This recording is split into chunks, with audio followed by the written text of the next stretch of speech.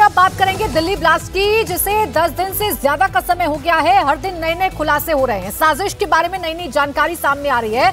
अब ताजा खुलासा गिरफ्तार डॉक्टर शाहीन को लेकर हुआ है। सूत्रों के मुताबिक दिल्ली ब्लास्ट में गिरफ्तार शाहीन मानव बम बनाने की तैयारी में थी।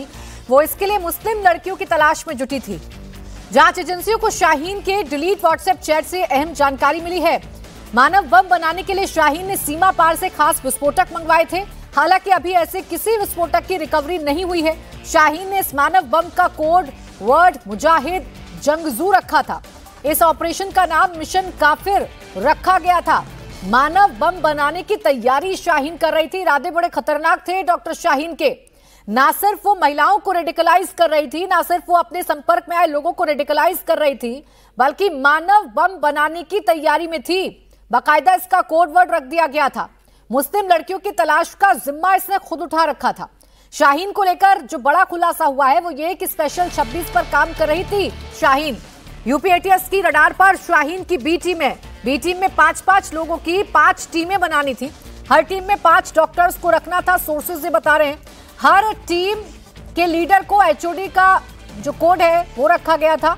सहारनपुर में आदिल शाहीन का एचओडी था। तो स्पेशल 26 की जो टीम है वो बनाई जानी थी और इसके लिए बाकायदा शाहीन काम कर रही थी। लोगों की हायरिंग की जा रही थी, एचओडी बनाए जाने थे। प्लान ये था कि 5-5 लोगों की 5 टीम बनाई जाए।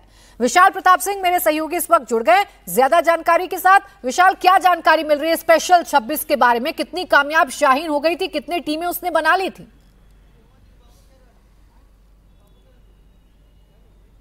देखिए प्राची, जैसे जैसे यूपी एटीएस का, दिल्ली पुलिस के स्पेशल सेल का, एनआईए का और तमाम एजेंसीज का इन्वेस्टिगेशन आगे बढ़ रहा है, चौंकाने वाले खुलासे सामने आ रहे हैं कि किस तरीके से वाइट कॉलर टेररिज्म का ये पूरा खेप जो थी वो हिंदुस्तान के अलग अलग जिलों में काम कर रही थी, अलग अलग प्रांतों में काम कर रही थी और किस तरीके से डॉक्टर शाहीन मानव बम की खोज में लगातार लगी हुई थी और वो ये कोशिश कर रही थी कि पुरानी उन इलाकों में जाया जाए जहाँ पर दबी कुचली मुस्लिम लड़कियाँ, दुखियारी मुस्लिम लड़कियाँ या फिर यूं कहा जाए कि इकोनॉमिक तरीके से मुस्लिम लड़कियों को न सिर्फ अपने गिरोह में शामिल किया जा सके बल्कि उनको ट्रेनिंग दी जा सके हापुड़ सहारनपुर के उन ट्रेनिंग सेंटर्स में जिसको दरअसल वो बनाना चाह रही थी और जिसकी आड़ में वे पूरी आतंकी गतिविधियों को अंजाम देना चाह रही थी। बाकायदा कॉर्पोरेट स्टाइल में एचओडीज का नाम दिया गया था और ये एचओडी कोई और नहीं थे बल्कि लखनऊ से गिरफ्तार उसका भाई डॉक्टर परवेज लखनऊ का एचओडी था।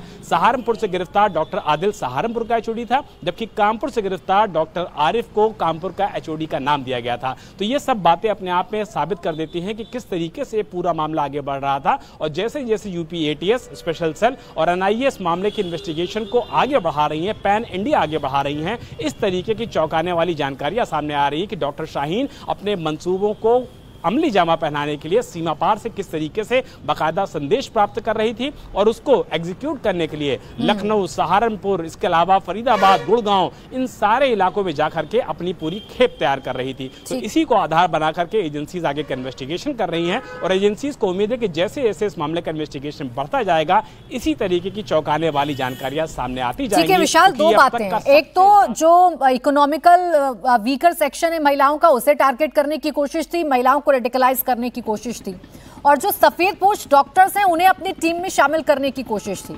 अभी कितने और डॉक्टर्स हैं जो यूपी एटीएस की रडार पर हैं जिनकी जांच के बाद कई बड़े खुलासे हो सकते हैं?